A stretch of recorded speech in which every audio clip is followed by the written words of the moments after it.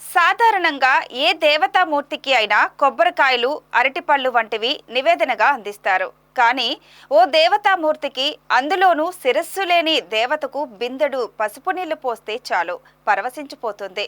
ఆ భక్తుడి కోరిన కోరికలు వెంటనే నెరవేర్చేస్తుంది. ఇంతకీ ఎవరా దేవతామూర్తి? ఏమా కథ? Watch the story.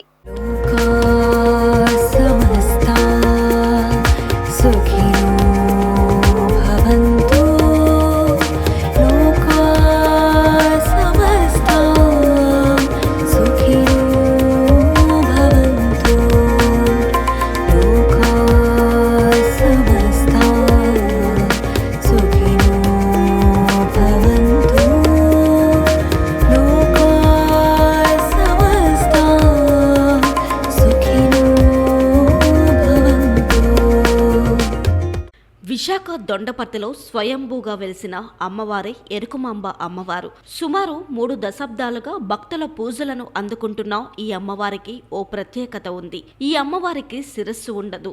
అమ్మవారి కాళ్ళ పక్కనే శిరస్సు ఉండడం ప్రత్యేకత. అమ్మవారి కటాక్షం పొందాలంటే ప్రతి బుధవారం పసుపు కలిపిన బిందెడు నీళ్లు పోయాలి. వారి శక్తి సామర్థ్యాలు బట్టి 3, 21, 108 బిందెలతో అమ్మవారిని భక్తులే అభిషేకించుకోవచ్చు. భక్తుల జలాభిషేకాలకు అమ్మవారు పరవశించిపోతారని ఆలయానికి నిత్యం వచ్చే భక్తుల విశ్వాసం. కోరిన కోరికలు నెరవేర్చే తల్లిగా కొలుస్తామని చెబుతున్నారు భక్తులు.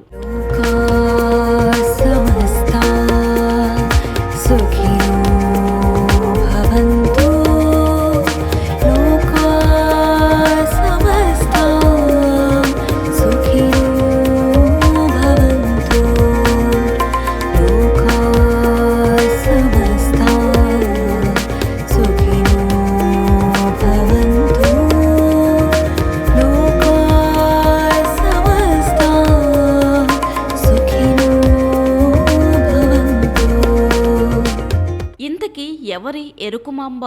దొండపర్తిలో వెలిసిన ఈ అమ్మవారిని ఇక్కడి గ్రామస్తులు గౌరీదేవి స్వరూపంగా భావిస్తూ పూజలు చేసేవారు. 3 దశాబ్దాల క్రితమే వెలిసినట్లు ఆలయ చరిత్రను బట్టి తెలుస్తుంది. ఇక స్థల పురాణం ప్రకారం రైల్వే స్టేషన్ సమీపంలో వైర్లెస్ కాలనీలో ఎరుకుమాంబ అమ్మవారికి పూజలు చేసేవారు.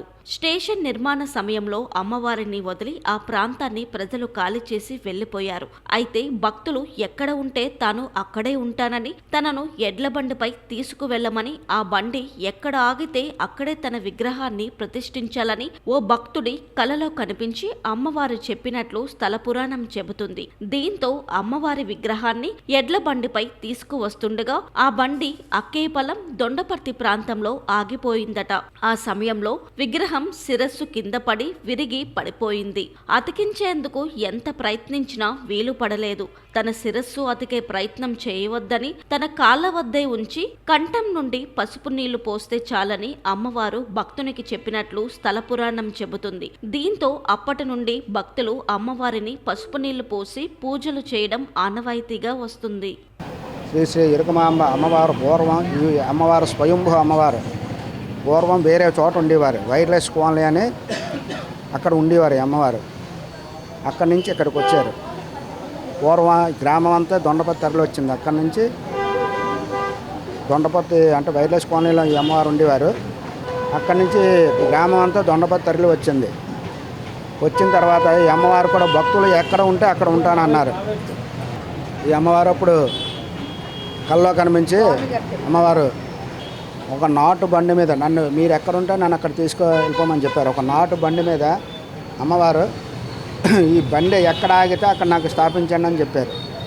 చెప్పిన బండి ఇక్కడ ఆగింది. ఆగిన తర్వాత ఆ విగ్రహం తీసే క్రమంలోనే అమ్మవారి శిరస్సు భిన్నమయ్యింది. భిన్నమయిన తర్వాత భక్తులు అప్పుడు పూర్వీకులు అందరూ ఈ అమ్మవారు శిరస్సు భిన్నమయ్యింది అతికించాలి చాలా ప్రయత్నాలు చేశారు. శిరస్సు మొన్న వేరైంది కదా, అతికించాలని చూశారు. అది సాధ్యపడలేదు. పాదాల దగ్గర ఉంచమన్నారు, నీళ్ళు పోయమన్నారు. ముఖ్యంగా పసుపు నీళ్ళు. ఎవరైతే పసుపు నీళ్ళు పోసి పసుపు కుంకుమ ఇస్తారో మనం ఏ కోరుకుంటే ఆ కోరికలు తీరుతాయి. బుధవారం ఇక్కడ ఆచారం, బుధవారం నీళ్ళు పోయాలి, లక్షవారం వచ్చి పసుపు కుంకాలు సమర్పించాలి. అలా 3 బుధవారాలు, 3 గురువారాలు, 5 బుధవారాలు, 5 గురువారాలు. ముఖ్యంగా సంతానం లేని వాళ్ళు పెళ్ళిళ్ళు కాని వాళ్ళు, ఉద్యోగం గురించి, చదువు గురించి, వ్యాపారం కోసం ఏ కోరుకుంటే ఆ కోరిక మినిమం 3 బిందులు 3, 6, 9, 11, 30, 54, 108. అమ్మవారికి మెయిన్ పసుపు నీళ్ళు ముఖ్యం. ఎన్ని నీళ్ళు పోస్తే అంత చల్లదనం అమ్మవారికి. ప్రస్తుతం శిరస్సు పైభాగాన ఓంకార రూపంలో అమ్మవారు దర్శనమిస్తూ కింద భాగాన అమ్మవారి శిరస్సు ఉంటుంది. బుధవారం వస్తే ఇక్కడి ఆలయం భక్తులతో రద్దీని తలపిస్తుంది. బిందెలతో పసుపు నీళ్లు పట్టుకొని అమ్మవారిపై భక్తులై జలాభిషేకం చేస్తుంటారు. అమ్మవారికి ఇలా 3 బిందెలతో పసుపు నీళ్లు పోసి మనసులో కోరికను అమ్మవారి ముందు ఉంచితే అది తప్పక నెరవేరుతుందని భక్తుల విశ్వాసం. కోరిక నెరవేరిన వెంటనే తిరిగి వచ్చి అమ్మవారికి 21 లేదా 108 బిందెలతో పసుపు నీళ్లు వేస్తారని ఆలయానికి వచ్చే భక్తులు చెబుతున్నారు.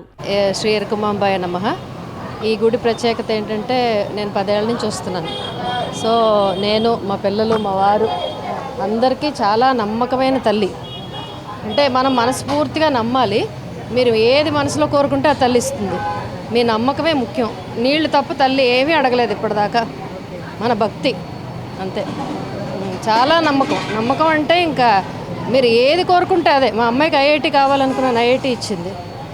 మా అబ్బాయి అలాగే పరీక్షకు వెళ్ళక ముందు పలానా కొండ మీద వస్తుంది నీ క్లాస్ అని, అక్కడే వచ్చింది వాడికి ఇంజనీరింగ్.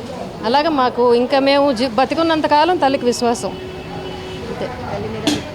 బాగా ఏం లేదండి, భక్తి శ్రద్ధలతో బుధవారం వచ్చి నీళ్లు పోయాలి అంతే. 3 బిందులు మీ ఓపిక. బాగా ఇంకా పెద్ద మొక్క ఏదో పెట్టుకున్నాము అంటే ఎప్పుడైనా ఒకసారి వచ్చి 108 బిందులు పోస్తూ ఉంటాం. అది మనం తల్లికి చేసేది, అంతకన్నా ఏం లేదు. అన్నీ తల్లి ఇచ్చినవే, మనమేమి ఇచ్చేది లేదు. సో నమ్మకమే చాలా ఇంపార్టెంట్. ఎక్కడెక్కడి నుంచో వస్తారండి చాలా. మేము ఇక్కడ వాళ్ళం, వైజాగ్ పెదవాల్టేరు నుంచి వస్తాను. నేను 10-15 సంవత్సరాల నుంచి వస్తున్నాను. చాలా మహిమగల దేవత ఆవిడ. తర్వాత పసుపు నీళ్ళతోటి తృప్తి పొందుతూ ఉంటారు. చాలా నిష్టగా చేస్తూ ఉంటారు. చాలా మంచి అమ్మవారు, నమ్మకం ఎక్కువ. చాలా తల్లి మహిమ తల్లి ఎక్కువ వస్తుంది. మనం విన్ననుకుంటాను కదా తల్లి, మనం విన్ననుకుంటానే పోసాను. కనుమలసి తల్లి దీక్ష. నేనా ఇప్పుడు 10 బిందులు అదా మా కోడలు గారిని తీసుకొచ్చాను. పెళ్ళయింది సచ్చి బాగానే. మేము అమ్మ వాళ్ళది ఇక్కడే తల్లి, మేము ఇక్కడే ఉంటాం. అక్కిపాలి అమ్మ వాళ్ళది. మాది పెందురు. తల్లి దగ్గరికి వచ్చి నీళ్ళేసి మళ్ళీ లక్షవారం అన్నీగా పెట్టి వెళ్ళిపోతాం. దూరంగా తల్లి అత్తమని రాలకని. ప్రస్తుతం ఎరుకుమాంబ అమ్మవారి ఆలయానికి దొండపర్తి పరిసర ప్రాంత ప్రజలే కాక ఉత్తరాంధ్ర నుండి భక్తులు కూడా వస్తుండటంతో ఈ ఆలయం మరింత ప్రాచుర్యం పొందింది. కొంతకాలం నుండి ఈ ఆలయం కూడా దేవాదాయ శాఖ పరిధిలోకి రావడంతో ప్రతి బుధవారం వేల సంఖ్యలో వచ్చే భక్తులకు సిబ్బంది దగ్గరుండి మరి నామమాత్రపు రుసుముతో పసుపు నీళ్లను నింపి బిందెలను అందిస్తున్నారు.